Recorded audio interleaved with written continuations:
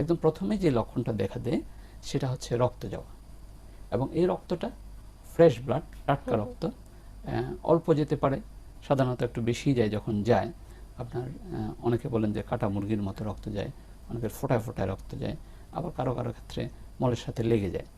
এই রক্তটা কন্টিনিউয়াসলি কারো কারো যেতে পারে, যে ক্রমাগত যেতে পারে, টয়লেট হতে হতে পারে যায়, আবার কারো কারো কিছুদিন যায়, কিছুদিন বন্ধ থাকে। বিশেষত যখন কষা হয় অথবা খুব পাতলা পায়খানা হয়, অর্থাৎ যখন স্ট্রেন করতে হয় বেশি, কষা হলেও কিন্তু স্ট্রেন করতে হয়, আবার খুব বেশি পাতলা পায়খানা করতে হলেও কিন্তু স্ট্রেন করতে হয় ক্লিয়ার করার জন্য, ওই সময় রক্তটা যায়। আবার অনেকের কন্টিনিউয়াসলি যায়, ক্রমাগতভাবে যায়। শুধু রক্ত যাওয়াটা এটা আমরা বলি প্রথম পর্যায়ের পাইলস, যেহেতু ওনার আর কোনো সমস্যা নেই।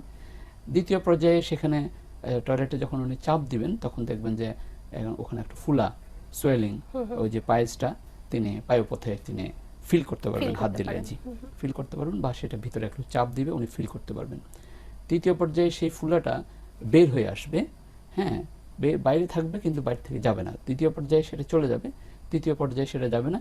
ওনাকে নানা রকম ম্যানুভার করে, অর্থাৎ তিনি কখনো হাত দিয়ে চাপ দিয়ে অথবা কখনো নাড়াচাড়া করে একটু হাঁটাহাঁটি করে আস্তে আস্তে সেটা ভিতরে ঢুকিয়ে দেন। চতুর্থ পর্যায়ে সে পাইলসটা আর ভিতরে যাবে না, সেটা বাইরে থেকে যাবে, মানে টয়লেটের সময় যে বের হবে, বের হয়ে বাইরে থেকে যাবে। এটা হচ্ছে একদম চতুর্থ পর্যায়ের পাইলস।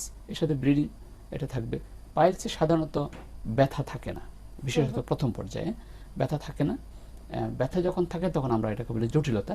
এই চতুর্থ পর্যায়ের বাইরে আছে জটিলতাগুলো, এর মধ্যে গ্যাংগ্রিনাস বা নেক্রোসিস, অবস্ট্রাক্টেড, এই স্টেজগুলো আছে যেগুলো হচ্ছে জটিলতা।